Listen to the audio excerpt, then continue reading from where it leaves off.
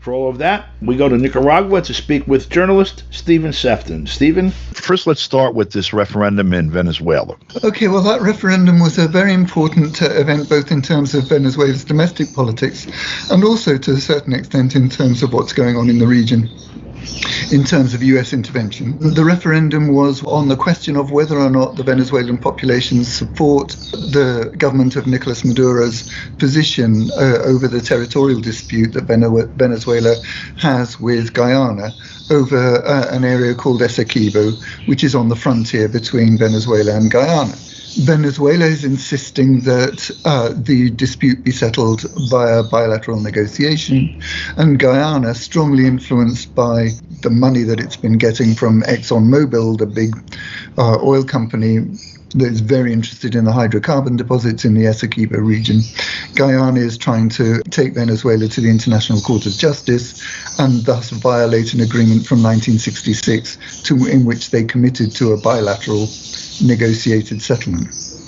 So the vote involved just over 50% of the people entitled to vote on Venezuela's electoral roll, and the vote in favor of the government's position was around 95%. So an overwhelming result for Nicolas Maduro ratifying his decision to go ahead and insist on bilateral negotiations with Guyana. And at the same time, it's important to point out that Venezuela has decided to take certain measures treating the disputed area as if it were sovereign territory of Venezuela, and that is in response to Guyana's completely illegal decisions to assign concessions for oil and gas exploitation to foreign oil companies, especially Exxon, in clear violation of both of international law and of standing agreements that they had with Venezuela. Going into the election next year, knowing that you have 90% of the people who voted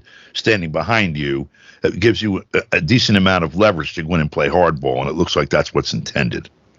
Yeah, no, and I think that's a very important result in terms of Venezuela's domestic politics, because it, as you say, it puts Nicolas Maduro in a very strong position of having the support of people on an absolutely key domestic issue and a regionally important issue for the Venezuelan people.